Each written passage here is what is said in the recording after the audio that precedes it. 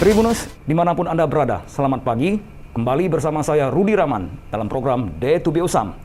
Tema kita kali ini adalah The Diamond Heart. Satu ketika, orang-orang miskin di India berkeluh kesah pada Gandhi. Gandhi tidak mau berjanji, tetapi ia menanyakan apa yang harus kita lakukan untuk bisa menjawab semua persoalan ini. Pemimpin yang baik adalah mereka yang mampu mengajak dan meyakinkan orang lain untuk berbuat yang terbaik, keluar dari kesulitan hidup, bukan memanfaatkan mereka untuk ajang bagi kemampuan pribadi. Telah hadir di studio kali ini adalah Bapak Khairuddin Kuslan, pengurus Yayasan Sekolah Putra Bangsa Berbudi di Deli Tua. Apa kabar Pak Khairuddin? Baik. Baik ya. Mari pemirsa, perlu diketahui Pak Khairuddin adalah sosok yang sangat murah hati yang telah bersama rekan-rekannya membangun sebuah sekolah bagi anak-anak prasejahtera di Deli Tua.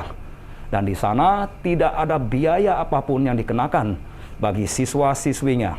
The Diamond Heart berarti mereka yang memiliki hati intan yang bersinar.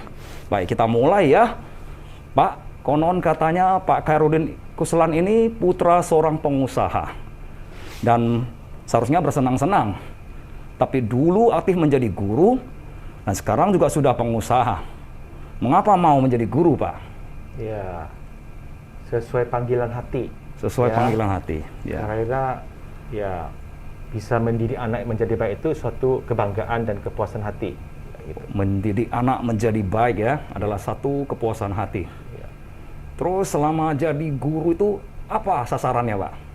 Selain kepuasan hati, Pak? Ya, sasarannya ya bagaimana kita bisa mendidik anak itu menjadi anak yang berperilaku yang baik, berkarakter yang baik, dan mempunyai akhlak yang baik. Akhlak ya Pak ya? Iya, gitu. Ya benar, karena akhlak itu sangat menentukan ya kemajuan suatu bangsa, Pak. Ya. Lantas, ada nggak goal-goal khusus, Pak? Misalnya saya jadi guru, selain akhlak itu saya memiliki metode. Karena bagi seorang anak-anak, kadang ketegasan seorang guru itu sangat membosankan katanya kan. Guru ini kok serius banget gitu. Ya. Ada apa, Khairuddin? Kalau saya ya terus terang ya saya mencintai anak-anak. Mencintai anak-anak. Iya. Dan boleh dikatakan ya selalu memberikan contoh teladan buat anak-anak. Jadi anak-anak bisa ya sepertinya bersahabat seperti saya begitu. Bersahabat ya. Ya. Dari informasi yang diperoleh redaksi, Pak Khairuddin Kuslan ini sering dikejar-kejar siswa-siswinya sewaktu jam istirahat. Apa Pak yang dibicarakan, Pak? Kenapa mereka senang sekali pada Bapak? Ya, mungkin curhat ya. Curhat. Bisa juga karena dia di rumah, ya, mungkin orang tuanya kurang dekat, ya mungkin ya waktu istirahat ya curhat-curhat begitu. Curhat ya? Ya. Ada yang lebih spesifik dari curhat itu selain perhatian orang tua? Ada nggak kekhawatiran Pak Khairuddin misalnya masa depan anak-anak atau mereka terlalu santai atau tidak punya goal setting? Ya, kadang-kadang juga dikasih pengarahan supaya bisa menggunakan waktu yang baik, bagaimana untuk kedepannya masa depan mereka itu bagaimana persiapannya gitu. Oh, harus memiliki persiapan untuk masa depan ya. Ternyata walaupun di jam senggang Pak Khairuddin juga sangat perhatian kepada siswa-siswinya. Itu sebabnya beliau sering dikejar-kejar walaupun jam istirahat ya Pak. Nah, kalau saya boleh tahu, setelah peduli pada siswa-siswi dengan menjadi guru, pasti ada suka dan dukanya. Kita tanya dulu, sukanya apa Pak? Ya, sedang ya melihat anak-anak ya bisa belajar dengan baik, bisa bergembira. Ya, itu suatu ya kepuasan batin lah. Kepuasan batin ya kalau mereka bergembira. Sepertinya kehadiran saya berharga buat mereka gitu. Oh. Ya. Kira-kira apa nilai-nilainya Pak sehingga anak-anak itu senang sekali? Poin-poin khusus? Iya, saya memberikan perhatian kepada semua anak-anak. Ya kan, peduli ya kan. Sehingga anak-anak merasa ya juga dihargai dan merasa berharga begitu. Oh iya. Sebuah anugerah pada anak-anak berupa memberi nilai. Sehingga mereka merasa, oh saya kalau dekat dengan Pak Khairuddin, saya menjadi berharga. Dan itu memang penting ya di usia akhir balik Tribunus. Anak-anak cenderung mencari jati diri dan pengakuan. Dan ternyata di Pak Khairuddin ini mereka memperolehnya. Baik, lebih jauh lagi Pak Khairuddin, dari kacamata profesional, ya, adakah critical point yang menurut Bapak dianggap penting dan mendesak dari pengalaman Bapak ini? Untuk saat ini ya, Iya. Untuk saat ini, menurut saya itu ya krisis ekonomi. Krisis ekonomi. Ya, sehingga membuat ya kemiskinan. Oh, terjadi Ya. kemiskinan di mana-mana. Ya. Jadi kita harus lebih peduli bagaimana mengantisipasi dan peduli terhadap masalah-masalah ekonomi ya, yang ada di Indonesia ini. Ya. Ya. Critical poinnya adalah ekonomi. Jadi ada krisis kesenjangan ekonomi, ya. Apalagi masa pandemi. Oh. Ya, ini karena kami terima murid itu, murid baru, pendaftaran kami ke rumah-rumah survei. Iya. Rumah-rumah survei memang berantakan ya, kita bilang berantakan. Iya. Terus sejak tahun lalu pandemi, saya bersama kepala sekolah ya naik sepeda motor, Iya. sudah membawa beras. Bawa beras ya. Jadi sambil kunjungin, kita lihat rumahnya, kondisinya cukup prihatin, kita sumbang beras. Iya. Jadi sekaligus survei, sekaligus bisa beramal. Iya. Nah itu banyak manfaat. Ada yang terharu, menangis, ya macam-macam lah. Ada yang sudah terlilit hutang sama rentenir. Oh. Ya kita juga ada bantu. Iya. Ya, jadi merasa sangat berharga begitulah, bernilai kehadiran kita itu. Ya, critical point-nya adalah tadi kesenjangan, kemudian ada fase pandemi. Dan juga karena memang sudah susah di bidang ekonomi, mereka juga terlilit hutang. Tadi ada kata rentenir. Sudah miskin masih dikejar rentenir. Jadi bagaimana mereka bertahan? Jadi Tribuners, ini adalah masalah sosial dan sebuah tantangan bagi kita semua. Jadi kita mengapresiasi apa yang dilakukan oleh Pak Khairuddin Kuslan bersama rekan-rekannya. Katanya naik motor menyisir pedalaman di bagian Deli Tua ya Pak ya. Di dan sekitarnya. Ya. Jadi kebanyakan adalah warga prasejahtera. Iya. Dan awalnya hanya memberikan bantuan dengan tujuan membuat mereka bertahan. Tapi sekaligus ditemukan pula anak-anak yang hampir putus sekolah begitu. Banyak sekali jumlahnya Pak, benar nggak itu? Banyak. Kondisinya gimana itu Pak? Selain orang tua susah, mereka sendiri broken home. Broken home. Waduh. Iya, broken home. Ada yang anak yatim, ada yang anaknya piatu. Yatim piatu. Iya. Dan berbagai macam masalah. Dengan begitu banyak warna keadaan sosialnya ya Pak ya. Iya. Kemudian bagaimana mereka supaya dapat bersekolah itu Pak? Dan bagaimana ide ini muncul? Setelah melihat semua ini, apakah ada tim khusus atau ada pemrakarsa untuk pembangunan sekolah ini? Iya. Oh. Ini awalnya dari mantan murid saya dari Stomo ya. Mantan murid. Iya, sekarang Pak Abidin Wijaya. Namanya Pak Abidin Wijaya. Sekarang dia menetap di Jakarta. Oh iya. Dia Jakarta, dia sukses, dia telepon. Pak, Lause dia bilang, Pak. Iya, Lause itu guru. Iya, Lause guru. Dia bilang, saya ingin berbuat kebajikan. Iya. Gimana kalau saya bangun wihara, Bapak yang kelola? Oh. Saya menjawab, kalau wihara itu space-nya kan ruang lingkupnya sedikit. Iya. Tidak meningkup semua suku ras agama, saya bilang gitu. Kemudian ya sangat terbatas. Mungkin digunakan hari Minggu, Cap Go, hari besar agama udah aja. Kalau kita sekolah itu luas cakupannya.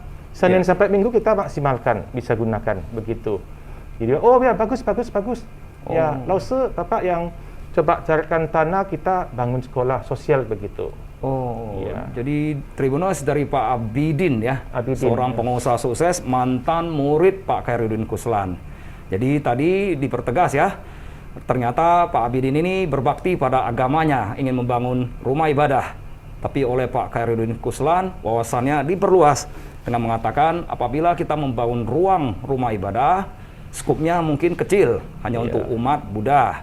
Tetapi kalau dengan membangun sekolah, nilainya lebih universalis, apalagi di Deli Tua itu banyak warga prasejahtera, anak yatim piatu, dengan situasi yang sangat kompleks, dikejar-kejar rentenir, Tribuners. Baik Pak, setelah diarahkan demikian, bagaimana proses pembangunan sekolah ini? Apakah mulus begitu saja? Pasti ada tantangannya. Iya, kita cari lokasi. Cari lokasi. Ya. Di mana-mana sampai daerah Teluk Kenas, sampai Tanjung Berawal, mana-mana terakhir ya jodohnya di Deli Tua di Deli Tua. Ya, tempat kami sekolahnya di pinggir sungai. Dekat pinggir sungai. Iya. Alasan pemilihan tempat itu karena lebih memadai dari segi biaya atau memang dari aspek strategi pendekatan warga? Dua-duanya. Dua-duanya. Oh. Ya, jadi di sana banyak penduduk, ya, juga ya heterogen lah. Heterogen. Ya, ada Buddhisnya, ada Muslimnya, ada Kristennya, banyak macam di situ. Banyak ya, terus beragam. Di samping-sampingnya juga banyak pemukiman yang juga prasejahtera. Jadi kita pilih di situ. Nah, di situ juga ada awalnya belinya cuman sedikit. Kedepannya masih ada lahan yang luas, jadi bisa untuk jangka panjang. Jadi kita pilih di situ. Oh, jadi Tribuners, di dalam manajemen kita mengenal ada 5 aspek M untuk mengembangkan suatu usaha. Nah, dalam hal ini adalah pendidikan. M yang pertama adalah money, method, material, machine. Nah, tadi disebutkan oleh Pak Khairuddin Kuslan adalah aspek jangka panjang. Selain pendekatan sosial, menolong warga dan masyarakat, juga nanti ketika sekolah berkembang, jadi mereka mampu menjangkau wilayah itu dari aspek pendekatan sosial dan aspek biaya juga. Nah, Pak, tantangannya tadi adalah manusia. Bagaimana cara sekolah putra bangsa berbudi ini merekrut guru-guru, Pak? Ya, ini juga ada jalinan jodoh yang baik ya. Iya. Jadi saya ada kenalan dari Bante. Bante itu biku ya, rohaniawan. Ya, di Jawa. Di Jawa. Jadi pas kebetulan itu waktu sekolah bangun, ya ditanya apakah ada guru dari Jawa mau ke Medan. Oh. Rupanya ada juga. Kita awalnya 5 guru dari Jawa. Ya. Terus tambah lagi 2. Ya, jadi dari lokal. Dari lokal. Enggak, dari Jawa juga. Dari Jawa juga. Nah, sisanya ini ada dari lokal lah. Sisanya dari lokal semuanya. Sekarang ada yang dari Riau, ada yang dari Kabanjahe, macam-macam. Oh. Nah, di sekolah itu ada mes ya. Ada mes guru, ada mes karyawan. Iya. Ya, jadi saat ini sekitar 21 guru. 21 anggota yang di situ. Oh. Termasuk anggota keluarganya. Iya. Nah, guru termasuk tadi ditambah anaknya, ditambah lagi karyawan, ditambah lagi ya anak-anaknya itu 21 sumber daya manusianya ya. Iya. Pak Khairuddin. Baik. Timbul pertanyaan saya begini, Pak. Tadi sekolah ini untuk menolong warga prasejahtera. Kemudian guru-guru datang dari Jawa, Kabanjahe, dan wilayah lain Indonesia. Kita apresiasi benar pada kerelaan guru-guru ini untuk datang ke Medan, ya. Jadi benarlah guru itu adalah pahlawan tanpa tanda jasa. Nah, sekarang kami ingin tahu dari mana asal mula lahirnya nama Putra Bangsa Berbudi. Ya, jadi itu Putra Bangsa Berbudi itu ya dipilih itu karena kita ini anak Indonesia, jadi putra Indonesia. Putra Indonesia. Ya, terus saya mau mendidik anak-anak itu yang berakhlak mulia, jadi dipakailah berbudi. Ya. Jadi putra bangsa yang berbudi begitu. Oh, harapannya begitu. Harapan mereka menjadi berbudi, ya, berakhlak mulia gitu. Dengan nilai-nilai luhur. Iya. Sehingga ketika membaur dengan masyarakat, mereka dapat diterima, dapat menjadi contoh yang dapat diguguh dan ditiru. Iya, betul. Demikian ya, jadi itu asal-usul nama Putra Bangsa Berbudi. Sudah berapa lama, Pak, Putra Bangsa Berbudi ini beroperasi, Pak? Sudah 8 tahun. 8 tahun? 8 tahun. Oh. Ya. Berarti jumlah muridnya berapa sekarang, Pak? Sekarang saat ini ada 801 anak. 801 anak? Ya, sampai tingkat SMP kelas 2. Ya. Jadi kita tiap tahun naik setingkat, Oh. Jadi ini udah tahun 8. Tahun ke-8 pendidikan di Sekolah Putra Bangsa Berbudi. Ya. Nah, saya melihat ada satu critical point lagi, Pak. Katanya di sekolah ini tidak ada biayanya, Pak. Benar? Betul. Mengapa seperti itu, Pak? Ya, memang tekad saya itu membantu anak-anak. Tekadnya, Pak? Tekadnya itu untuk membantu anak-anak. Jadi Ya, saya pengen ya anak yang susah ya jangan disusahkan lagi. Kita kalau bisa ya membantu mereka begitu. Oh, ya. Jadi dibebaskan semua biaya ya? Uang sekolah dibebaskan semua. Oh, luar biasa sekali. Tribuners, pengalaman saya ketika muda, papa saya bangkrut. Yang menjadi beban di pikiran saya adalah bagaimana saya melanjutkan sekolah. Karena saya teringat apa yang dikatakan bunda saya, bahkan rajin sekolah pun kita mungkin harus menghadapi tantangan berat, apalagi putus sekolah. Jadi tekad Pak Khairuddin Kuslan ini sungguh mewakili banyak nilai dan nasib dari masyarakat prasejahtera. Kita berterima kasih ya kepada Pak Khairuddin Kuslan dengan tekad membebaskan anak-anak dari semua biaya sekolah ini. Nah, pertanyaan saya yang kedua Pak Khairuddin Kuslan, kalau tidak ada biayanya, bagaimana dengan gaji guru-guru Pak? Mereka juga harus sejahtera kan? Karena ada keluarganya di Medan. Iya. Ya, kalau masalah biaya, waktu awal-awal itu sesudah selesai bangun, guru-guru sudah datang. Iya.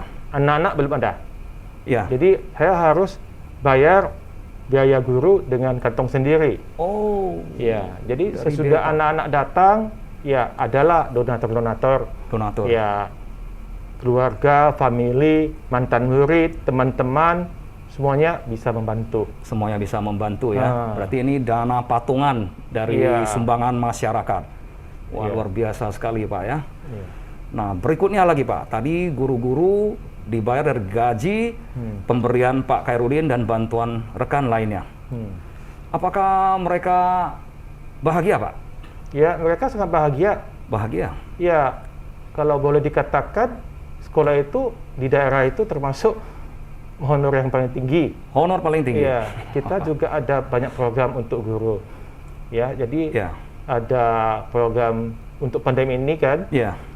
Kan ada subsidi pulsa untuk guru. Subsidi pulsa. Iya, terus ada sumbangan sembako dari donatur, tiap bulan ada.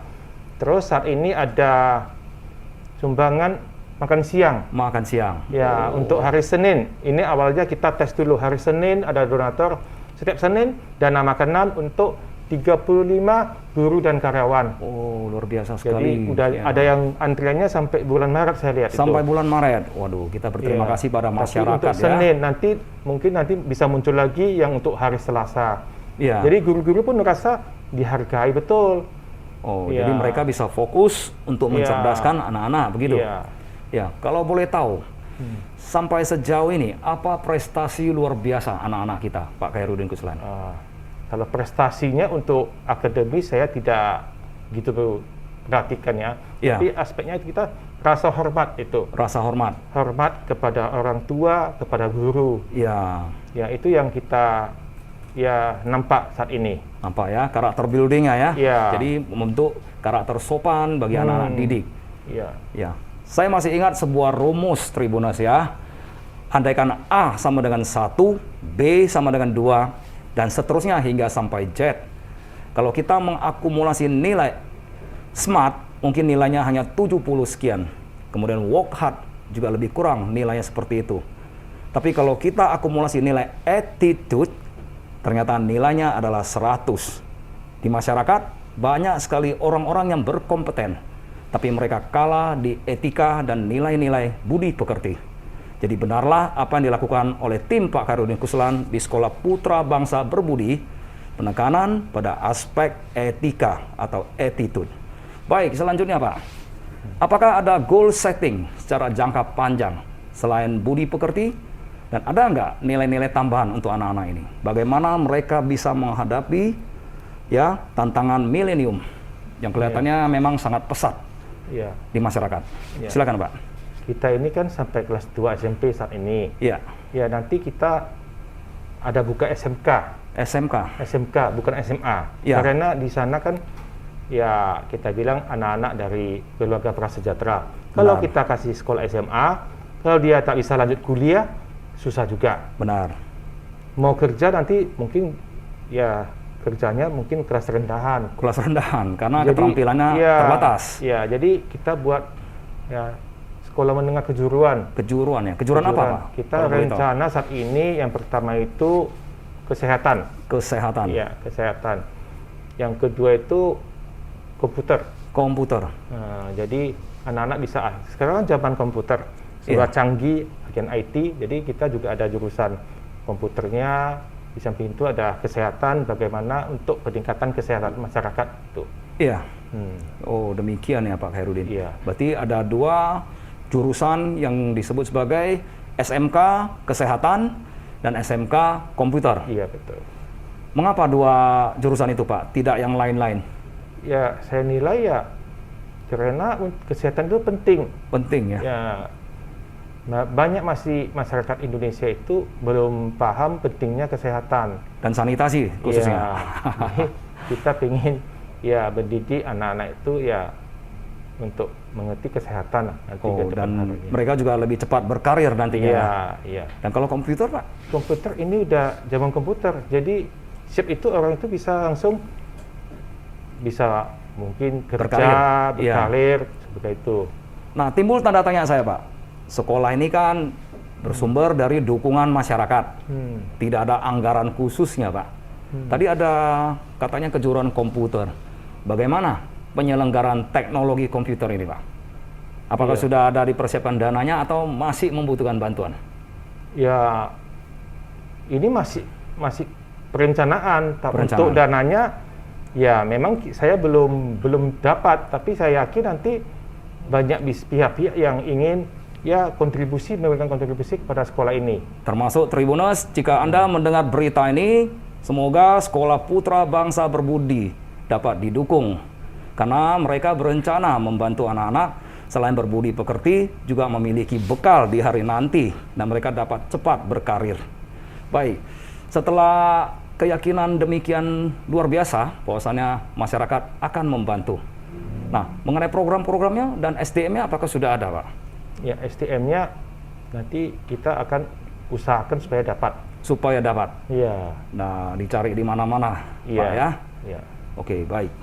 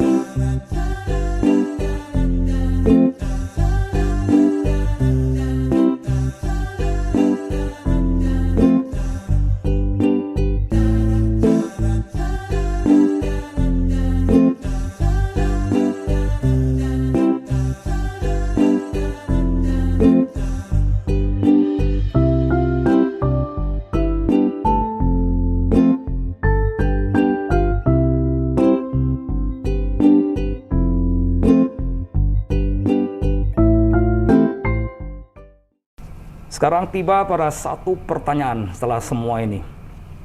Bapak berjuang untuk anak-anak, padahal Bapak adalah putra dari seorang pengusaha yang dalam tanda petik bisa saja santai menikmati hidup, tapi rela mengorbankan diri bersama kawan-kawan. Apa harga yang paling mahal menurut Bapak untuk semua ini? Ya, menurut saya itu hati nurani ya. Hati nurani. Hati nurani dan welas asih. Welas asih. Ya, dua hal itu memunculkan kepedulian yang luar biasa. Kepedulian luar biasa. Ya, jadi ingin supaya bisa bermanfaat bagi orang lain. Ya, jadi menurut saya itu kebahagiaan itu ada beberapa macam. Ya. Ada kebahagiaan yang untuk diri sendiri saja, merasa bahagia. Tapi ada juga kebahagiaan kita bisa menolong orang lain, bisa bermanfaat orang lain, kita juga bahagia. Itu nilainya lebih tinggi. Iya. Ya, jadi itulah faktornya. Jadi kebahagiaan ya, dengan membuat orang lain bahagia, Pak Khairuddin bersama rekan-rekan tambah bahagia. Dan ini memang sangat mahal ya Pak ya. Jadi kalau misalnya ada tentu hari-hari di mana Bapak merasa down, kan ada mendung itu tak selamanya kelabu, tapi juga matahari tak selamanya bersinar Pak. Ada nggak waktu-waktu di mana Pak Khairuddin merasa sangat down? Iya. Ya, kadang-kadang ada juga. Nah, misalnya apa Pak? Waktu membantu anak-anak, apa saja tantangan yang berat menurut Pak Khairuddin? Pasti ada itu Pak. Ya, kalau secara ekonomi ya tiap tahun kan tambah kelas, tambah anak. berarti kan tambah guru, berarti tambah biaya. Saya kan harus mikir, wah tahun ini tambah anak lagi, tambah guru lagi, tambah biaya lagi, begitu. Salah satunya ya. Ya. Jadi itu bisa buat down juga, Pak Khairuddin ya.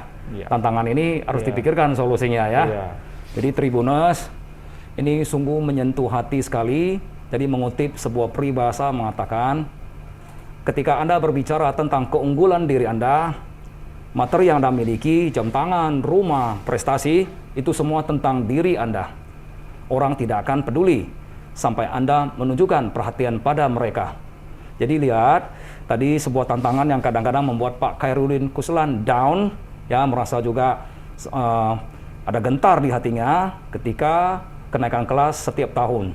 Kenaikan kelas berarti kelas baru dan membutuhkan SDM baru dan pastinya anggaran baru. Apakah Bapak Ibu peduli pada perjuangannya? Karena mereka memperjuangkan nasib anak-anak bangsa.